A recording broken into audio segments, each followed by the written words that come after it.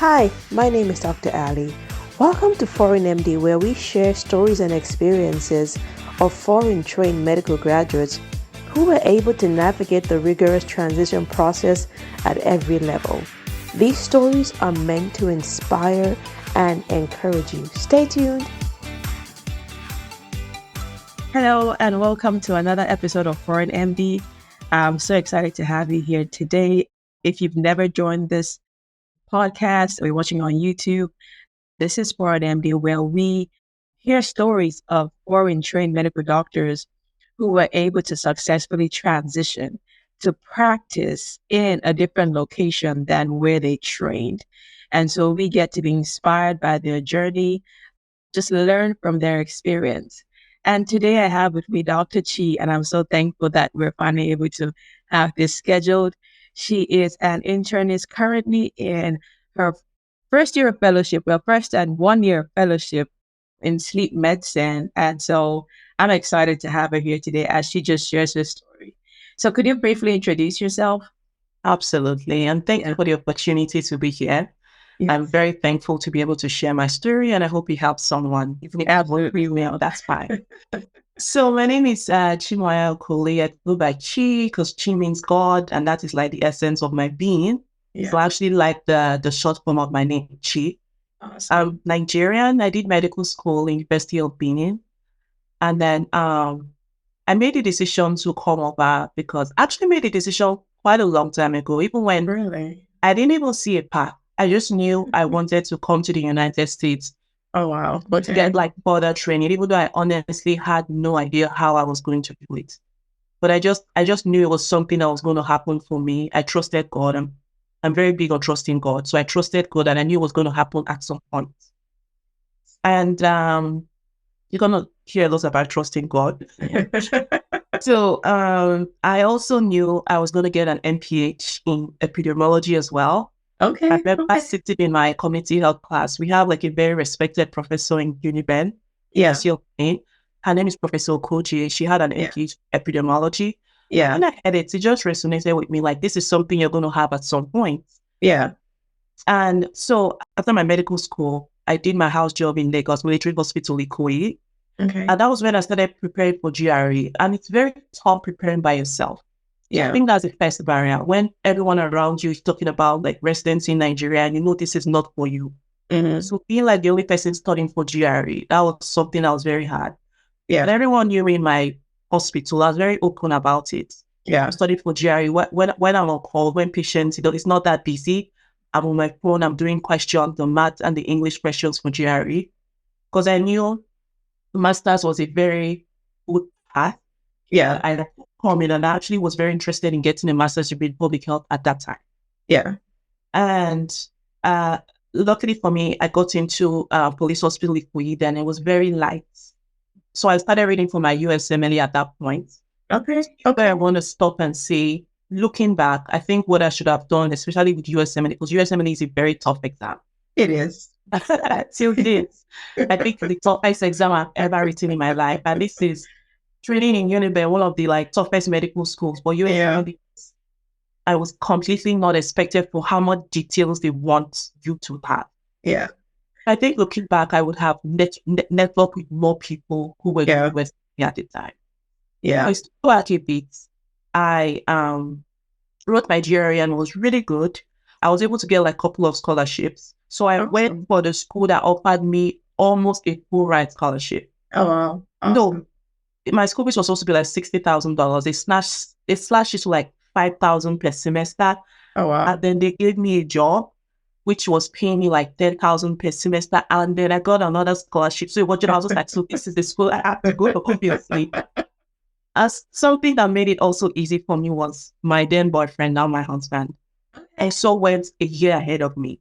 So I think having someone, he still is my strongest support system. So I think having him ahead of me was made it easier. Yeah. Exactly. Like he went to a very ridiculously expensive school. So he was telling me, you have to go to this school that they are slashing for you. Literally not worth it to pay this much, convert this much naira to dollar. So I went to... And then be stuck with student loans too. Exactly. Yeah. Right. Yeah. Master's, not even medical school. Yeah. So that's how I got to US. I did my master's degree in Georgia, public health in Georgia. Okay. How long was that for? It was for 2 years. 2 years. Okay. Years. Okay. So my GPA was actually excellent. Nigerians actually always get excellent GPA, 4 out of 4. I don't know how we do it, but we are always the best. Like, they all know us. That's awesome. Right. So then I started preparing for USML, and I think that was my biggest struggle. So you waited till after you finished? Yeah. So I kind of started like masters. Yeah. Right. So I started it like kind of introducing myself to the concept. But USML is not what you read like that. You really have to go all out for it. It takes you like a full-time job. Yeah. So I just felt like not understanding the exam. I felt like I wasted some time. Yeah. So truthfully, it was after my master's, I felt like I really started studying for USM. Okay. That's when I understood what the exam was about. Then my fiancé at that time had written the exam. I had more friends because I was in the system. I was already in the US.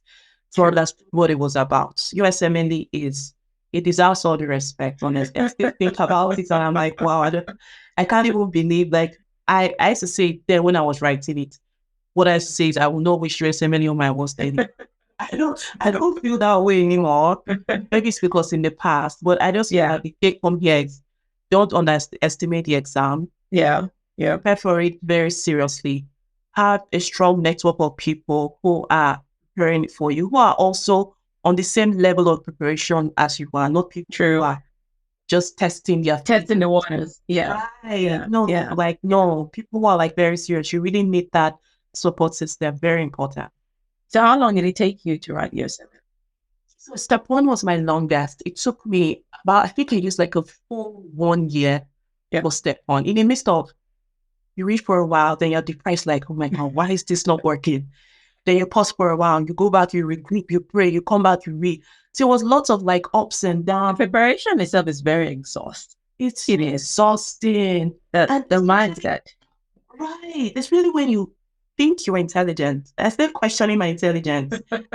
I'm really intelligent. Like, USMLE really, really shook me to my core. Yes. I really want to see read. Yeah. Then while I was preparing for step 1, so me and my husband got married at some point around then.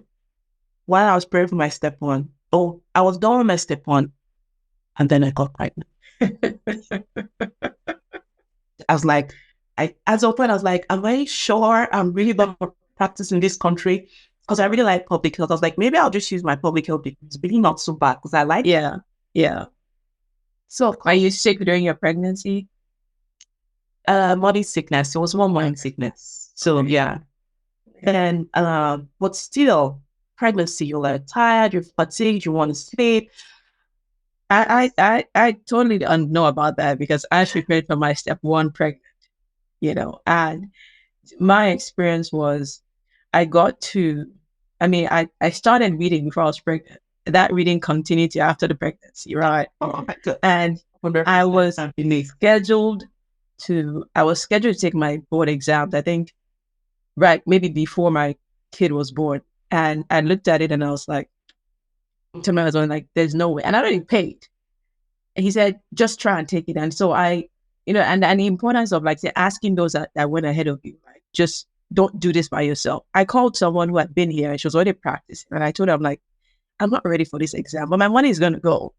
Like, and that's exactly what she's like, let your money go. Like, it's not worth it. And so I took step 1 and my daughter was 6 months old. So I know the mental energy it takes when you're pregnant. Exhausting. So many times I told my husband, I'm not going to do this anymore. Honestly, I was like, I can't. And I tried, but I was honest. I was doing. I was like, I can't do this. It's too exhausting. Yeah. I was like, and I came here. And you don't have a life. All you do is think of yourself. Right. All this long. Then you have people calling from home saying, oh, are you done with your exam? And you're like, but you've been reading for a while. Like, I don't even know how to explain. No, you can't. Yeah, how far? Like, you've not started yet? What's that? oh, I'm sure you're done. When are you starting work? I don't know how to tell them. I don't even know if I want to do this anymore. Anyway, my husband kept encouraging me. Honestly, if my husband said at any point, you know what, I think you should stop this at that stop. Yeah. But he just refused to say that. Yeah. And he kept saying, just try again, just rest, I just needed him to say, yeah, it's fine. For some reason, he just refused to say that. So I think that just kept me going. So I actually wrote my CS first. Then there was still CS. Yeah. And when I wrote my CS, I was heavily pregnant. I was panting when you're running from station to station. Yeah. The last station was an emergency. I was like, I don't care. I'm going to sit down. I was just like, my baby is more important than this. I was when I got to the station, I'm like, it was an emergency. I was like, you know what? Yeah. I'm going to sit down. It's fine. If I'm going to fail it because of this one, that's fine. Yeah. I was panting. So morning, I was like, yeah. Now it was really, really stressful. So yeah. Then I had a baby, picked up my CK again. I thought like I was almost there. Yeah. But caring for a newborn it was like a whole new world. Yeah. For me, like my first child. Yeah. And did you have help from family? So yeah, my mom came, but she came when my baby was 3 months. So I'm not 0 to 3 months by myself. It's now you're coming. I really. But at least she was there with my dad, so I guess it was some support. So I was able to get some reading. So yeah, thankful for that. So I delayed because I took my time with my CK because everyone was like, CK is like really important. So I was going to rush it, but because I really wanted to apply like a year before I did. Yeah, like what I know about this exam, I won't do that. Yeah. So I wrote the exam in such a way I couldn't apply for like the previous cycle. I had to apply for the next cycle, which was fine. Yeah. Then it's just writing it and getting a decent score. Right. Absolutely. Eventually I wrote it. And so, yeah, something I want to mention, I think it's kind of similar to yours. During my step 1, a day before my step 1, I just fell sick. So I let my money go too. I was like, people forgot that. Let my whole money go. Yeah. I should mention that. So I eventually wrote my CK, and I think that was when I felt relief. I had step 1, I had CS, I had CK. When my ECFMG certificate came, it was so surreal. Like, I was like, even if I don't even match, like, this is an achievement. It was such a traumatic experience for me. It is. It is. I mean, family, trying to combine family, moving, like I said, getting married, having a baby, all those life events, with trying to prepare for USMNE. It's tough. It's tough. There's no mincing words about it. I said, especially when you come to a place where it's not like you have, like you said, your husband's, like you said, he had done his, he's done his boards before. Done his boards, yes. But was he practicing at that? Was he in a residency? He applied. So he matched 2 years before me. So maybe an intern or still. So it was also. Yes. So basically, both of you are toughing it out. With very little funds. He's an intern. I'm not working. Yeah. So let's remember the financial part with a baby. With a baby. Yes. So it was, those are real life issues you have to deal with. So I think another take home is when you're going through this process, really give yourself a lot of grace. Yeah. Even if you're a superstar coming from wherever you're coming from, at this exam humbles, that's fine. It does. It does. And this is not, I mean, I've known people right from college who are like super brilliant, like super like top performers, but at some point in time they had to retake the exam, and someone else, you're like, oh my God, they did. It's like, yeah, because it's not the same. The environment, even just being in an environment outside of school and studying, it takes a lot. And then you're dealing with life. You're dealing with life. You're working or you have family. Like, the dynamics are very different. Very, very different, because in school you have the structured reading, you have all your friends, all you're doing is reading, your parents are taking care of your pills. It's not the same. So that makes it, this is like real life. It felt like I was thrusted into adult. I know I was an adult before, but it was like a whole different challenge, but it made me stronger. Yeah. Now I'm like, if I can go through that, I feel like in this country, when it comes to my career, I'm honestly not scared. So far, I've done my residency, doing my fellowship, and still USML is the toughest thing I had to do. Okay, so I eventually got in this program with my husband thing. So I didn't So this was how long Was it so you had to wait like a year? Yeah. Oh no. So I matched the first year I applied. So I only applied a year later than I would have loved. Then you're the When I applied, I matched. Awesome. So I didn't have to deal with that. And it was program with my husband because that was also something else. Couples match. Yeah. That would have been very, I mean, that was just God because it was, literally. Yeah. It would have been very stressful if you were or had to move somewhere else, right? With a baby, you know, so that was just God arranging it for you all. And we had like a very nice program where there's like, they give us accommodation very close to the hospital, subsidized, really subsidized. So it was very, very, and God will have it. We had like lots of like friends, mom, residents, mom and sisters babysitting our baby. So we never really had to pay them, found it very cute, thankfully. So we never really had to pay that much. It was just like, so it was just helpful. We had a very strong support system in Chicago. My residency program, I still think it was one of the best. Everyone was happy. It was chill. What residency program did you go to? It's Advocate Illinois Masonic in Chicago. Okay. I would recommend it for any foreigners. I don't know if it's still so beautiful, but everyone's nice, happy, supportive. When you're on call at night, people just come in and sit with you. Yeah. So beautiful. Anyways, that's awesome. I mean, because it's rare. I know that's the norm. No, it's not. It's not. Trust me, that's not the norm. Not my program was great in certain aspects, but not to speak anything against it, but there was, and I think it's the residents, right? Because everything was to the residents themselves. Exactly. Yeah, nice people. I think also having a lot of foreign medical graduates in a program helps. Yeah, it does, because they kind of understand the struggle. They do. They have the same mindset as you do. They know the challenges. They know what you were exposed to and what you were not exposed to. So they know what it is to prepare you for. I agree. When I didn't have that, so my preparation was not the best. So that's one of the reasons I do this, right? I'm telling people like, look, these are things you want to look and consider, right? Having a strong support system for graduates who can think the way you think and prepare you for what's ahead. Because residency is challenging. Anyway. Very challenging. Yeah. It's a very steep learning curve. So when I first came to the United States, I was of this mindset, wherever you put me, I can thrive. I don't do that anymore. I look for people that look like me or that almost look like me. I don't even put me wherever. I don't even do that. You have to look like me or almost look like me. I know what I mean. Yeah. Have similar experiences because it just so because you just can't relate. And you're misunderstood, And I think, okay, so moving on, I want to move on to my next major challenge. So then my husband matched in Cleveland, Case Western, Metro Health. Mm-hmm. And then I applied. Even though I loved my program, I was like, what, family first. I can't even be alone without my husband. So I applied for a transfer. And the school have it. That worked out because that's like a very big program. Yeah. Someone actually left from IM to like OB, and there was an opening. It took me. I was like, okay. I just tried. It worked. Yeah.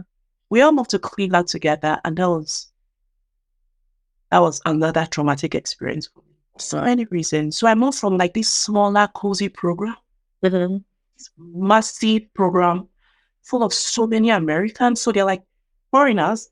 Yeah. Like so many Americans. It is a big system. Yeah. That has like maybe close to like 30 residents. Oh wow. So imagine that's a lot of residents.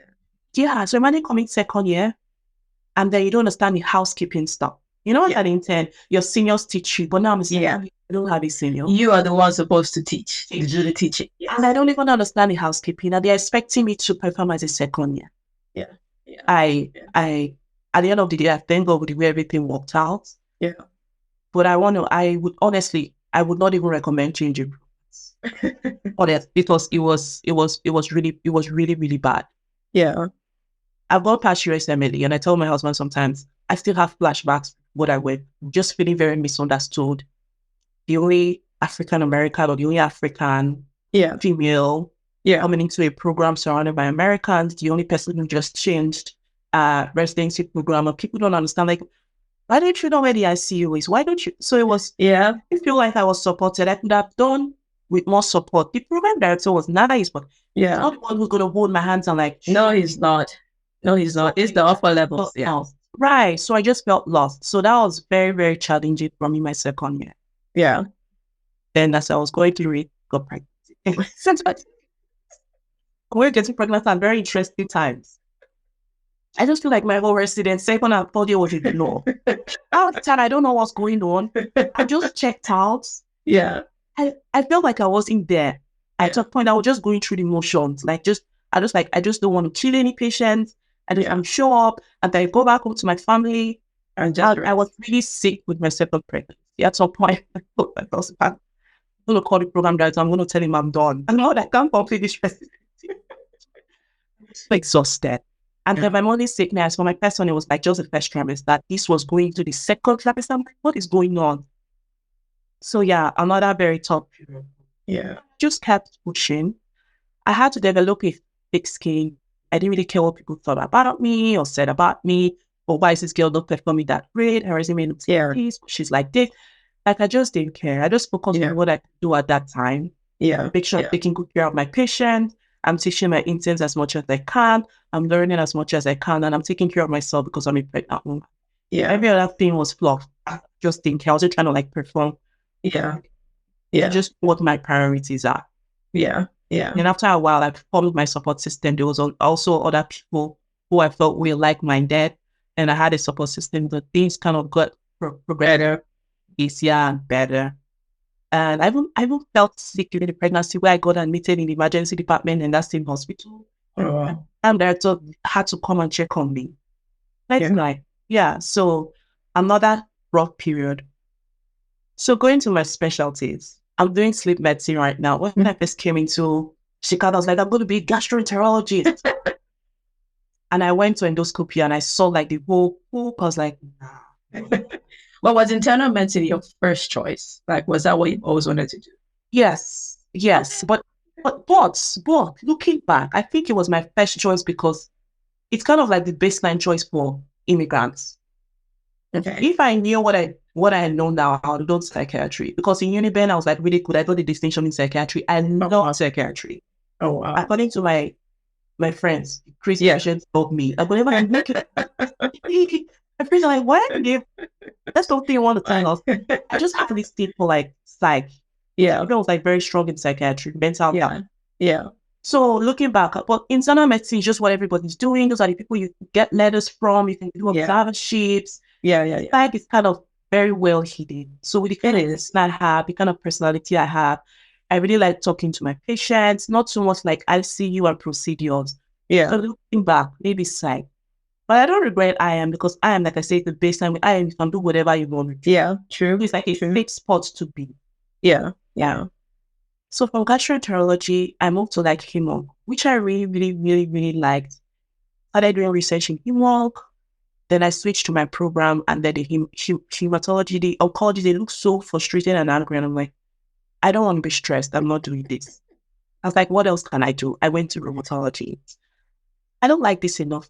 But I don't want to do primary care. I like the primary care setting outpatient, but I feel like primary care sometimes it gets too much. And I start feeling like, I'm your mom. You need to do this. Because like, primary care may have fitted in because of the psych aspect. So that was when I was on a joke, but I was like, it's a bit too wide for me. That's why I like psych. I just like to deal with something. Yeah. But so I like everything about primary care, except the week or the breath. Yeah. I was like, this is too, but I'm not going to do hospitals. Yeah. So like, you know what? But I kept praying about it. Kept praying about it. And I just had something in my spirit about sleep. So it's like, you know what? I'm going to try and rotate and see how I feel. And down dog. Then love it. Like I love it. And if I did psych, I don't sleep medicine because you can come from a psych or from IM or from family. Oh, really?